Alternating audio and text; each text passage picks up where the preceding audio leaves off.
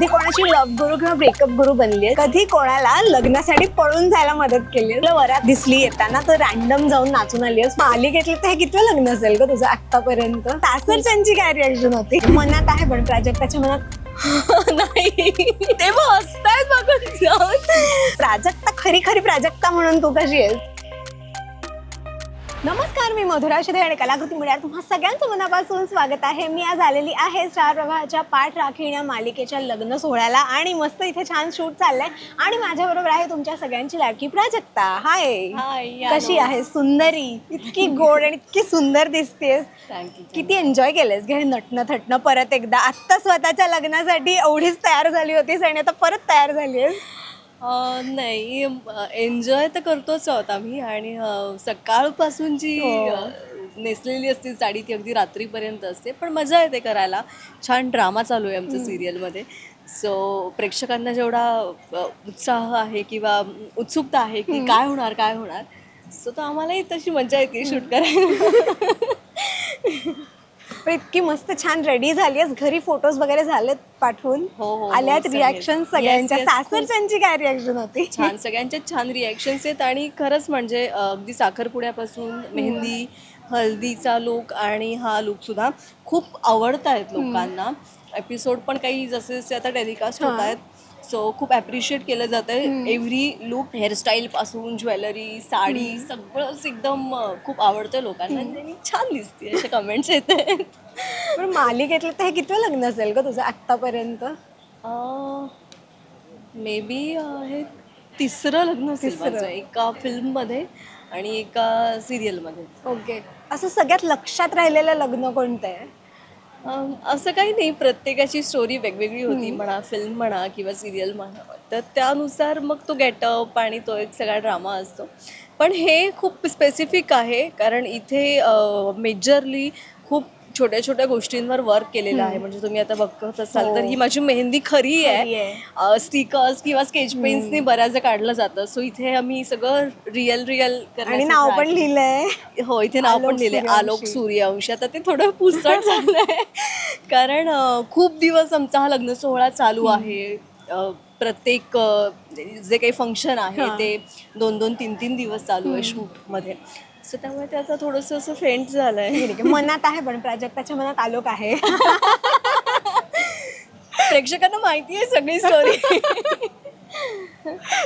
Yes. आणि आता मस्त रॅपिड फायर मी घेणार तुझ्याबरोबर कारण लग्नाचा ट्रॅक आहे. सो माझ्याकडे ना काहीसे लग्न रिलेटेड काही मस्त प्रश्न आहेत ज्याची तुला हो किंवा नाही मध्ये उत्तर द्यायचे आहेत. फनी आहे, डोंट वरी. आणि त्याच्या मागे जर का काही किस्सा असेल तर तो सांगायचा. ओके, रेडी आहेस? ओके. मला सांग, कधी कोणाची लव्ह गुरु किंवा ब्रेकअप गुरु बनली आहेस? खूप जणांची. ते मग असतायत बघून जाऊन. खूप जणांची. मला आवडतं की बाबा काही असं जर होत असेल कोणाच्या लाईफमध्ये आणि जर कोणी खूप डिस्टर्ब असेल तर त्यांना सजेस्ट करायला काही गोष्टी किंवा सांगायला. कधी कोणाच्या लग्नात विनामंत्रण गेलीस? नाही. आवडेल जायला? टाईम असेल तर, कारण टाईम हाच मेजर ऍक्च्युली. सो अजून तरी नाही गेली असं विदाऊट आमंत्रण. अशी चालतीयस, कुठेतरी जातीयस कारमधून किंवा आणि तुला वरात दिसली येताना तर रॅन्डम जाऊन नाचून आली आहेस मस्त? असं झालं नाहीये, पण मला वैयक्तिक आवडेल असं कधी. रॅन्डम अशी कोणत्या तरी एका लग्नात गेलीस मित्रमैत्रिणींबरोबर, असंच काहीतरी चल मज्जा करू म्हणून? नाही कधी नाही गेले. एखाद्या लग्नात जाऊन 2 वेळा जेवलीस? स्वतःच्या. असं गोड खेळाचं तुझं असं काही रेकॉर्ड आहे? म्हणजे असं असतं ना की प्रेक्षकांना असं वाटतं की अच्छा कलाकार म्हटलं की एकदम फिटनेस फ्रीक किंवा गोड नाही खाणार, डाएट कॉन्शियस आणि असं तसं. असं तुझं कसं असतं? कोणत्या फंक्शनला गेल्यावर मस्त रेमटतेस की सगळं पाळावं लागतं? नाही, कधी कधी खाते सुद्धा मी असं, पण मोस्टली फॉलो करावं लागतं डाएट आणि हे सगळं. गुलाबजाम असतील तर, साखरेतले गुलाबजाम असतील तर खाते. इच्छा झाली माझी पण खायची. नंतर मग रसमलाई खाते. बाकी तर मग काय चालू असतात आधीमध्ये. माझी आई भोपळ्याचा हलवा खूप छान करते. जसं गाजराचा हलवा असतो तसं भोपळ्याचा हलवा करते ती. मी पहिल्यांदा ऐकलं. सो ते खूप मी छान आवडीनं खाते आणि रताळ्याचा पण हलवा मस्त करते. हे काहीतरी इंटरेस्टिंग कळतंय मला ह्याच्याकडून. ह्याच्यावर एक वेगळं एक हे सेगमेंट केलं पाहिजे. आणि मी सेटवर पण घेऊन येते. सो जशी तू आता रिॲक्ट झाली, सो सेटवरचे पण असे होते की अरे भोपळ्याचा हलवा किंवा रताळ्याचा हलवा. पण येस, खूप छान होतो आणि मी तर खूप मेजरली मिस करते आता हे शूटिंग आणि हे सगळ्यामध्ये. पण घरी गेल्यावर खाते. तेच. कधी कोणाला लग्नासाठी पळून जायला मदत केली? नाही. इंडस्ट्री मधला तुझा एक असा मित्र किंवा एक मैत्रीण ज्यांच्या लग्नासाठी तू खूप जास्त उत्सुक आहेस, एक्साइटेड आहेस? आता तुम्ही तर बघताय सगळे की आता प्राजक्ताचं पाठराखीणमध्ये लग्न होत आहे. तर माझी जी बहीण आहे भाग्या, म्हणजेच गौरी रिअल लाईफ मधली, तर ती सुद्धा आता सगळं हा माझा तामझाम बघून अशी आहे की तू माझ्या लग्नात खूप आधी यायचंस आणि सगळी तयारी तू करायची वगैरे वगैरे. सो मी म्हणेन मी तिच्याच लग्नासाठी आता एक्सायटेड आहे. बरं, इथे हा गेम संपलेला आहे पण गप्पा सुरू राहणार आहेत. मी आता मालिकेकडे येते. मी तुला विचारणार नाही की पुढे काय होणार आहे किंवा काय, कारण मला माहिती आहे ते रिव्हील नाही येणार आहे करता. पण मी ना तुमचे सतत रील्स बघत असते तुमच्या सगळ्यांचे. मला वाटतं ना एकदम क्रेझी गँग आहे तुमची, म्हणजे खूपच कमाल. आणि मगाशी मी गौरीशी तेच बोलत होते की तुम्ही सगळेजण मला वाटतं सेम एज किंवा त्या ह्याच्यामधले असल्यामुळे ना ती खूप अजून मज्जा येते पाहताना तुम्हाला. सेटवरती किती मज्जा करता किंवा असं एक असतो ना की अच्छा चल आज हा आला ना तर आज काहीतरी होणार, असं कोण साधारण आहे तुमच्यापैकी? आलोक आणि आरव, शुभंकर आणि आशय. हे दोघं असल्यावर खूप मजा येते आणि खूप असं ते सिरियस ॲटमॉस्फिअर असेल तर एकदम असं मस्तीचं हलका फुलकं करून टाकतात आम्ही. सो आम्ही ते जेव्हा नसेल तेव्हा दोघांनाही खूप मिस करतो. आणि हे दोघं असे नाही तर सगळेच, खरं तर एक जरी कोणी मेंबर नसेल तरी आम्ही खूप मिस करतो. आणि जसं तू म्हणालीस की सगळे सेम एज ग्रुपचे आहेत तर तो पॉईंट आहे सेम. पण आमच्याकडे आजी पण तेवढीच एन्जॉय करते, मामा सुद्धा जरी ते ऑनस्क्रीन तेवढे सिरियस असले तरी ऑफस्क्रीन खूप मजा करतो. इव्हन आदिती ताई म्हणजे जे सुलक्षणा मॅडमचं कॅरेक्टर करतायत, सो हे सगळे आम्ही खूप मजा करतो. श्रेयस, अंबिका मॅम, प्रीती किंवा सगळेच एकंदर आमच्या म्हणजे स्पॉट दादांपासून मेकअप, हेअरस्टायलिस्ट, आमचे ड्रेस दादा वगैरे हे सगळे आम्ही खूप मजा करत असतो. सो ना जेव्हा आपण म्हणजे कधी कधी ओव्हरनाईट शूट असतं, दिवसभर शूट चालतं. आता परवाच आमचं 2-2:30 वाजता पॅकअप झालं. मी 2:30 वाजता हळदीचं लूक करत होते. सो हे जे काही तामझामचं सगळं शूट असतं ना ते या हसत खेळत वातावरणात खूप छान होतं आणि टेन्शन येत नाही कामाचं किंवा लोड येत नाही. नो डाऊट एक्झर्शन सगळ्यांचंच होतं. मग सगळेजण एकमेकांची काळजी घेतात. म्हणजे आता मी तुला सांगू, आता ह्या सगळ्या तामझाममध्ये मी खूप आजारी होते प्रचंड. मी सेटवर शूटिंग थांबवून इंजेक्शन घेऊन आले. पण सर्दी, व्हायरल ह्या सगळ्यामध्ये तुम्हाला रेस्ट खूप इम्पॉर्टंट असते. सो ती मला अजिबात नाही मिळाली, कारण सगळी तो सगळा ड्रामा आणि तामझाम. तर आमचे मामा म्हणून आहेत जे स्पॉटदादा आहेत, तर ते सकाळी आल्या आल्या की गरम पाणी, आल्याचा काढा, मॅडम घ्या. तर तुम्ही असं की मामा नकोय मला, पण ते पहिल्याच घोटाला जर तुम्ही असं तोंड वाकडं वगैरे केलं तर ते कसं अंगाला पचेल असं करून वगैरे ते सगळं असं सांगणारं कोणतरी असलं पाहिजे, पण तर ते आपलेपणाचं फिलिंग येतं. येस. सो मला हेच, मी या सेटवर हे खूप जास्त मला आवडती ही गोष्ट. आणि म्हणजे आता पण माझा आवाजात थोडासा खरखर आहे किंवा खोकला आहे अजूनही, पण छान काळजी घेतात.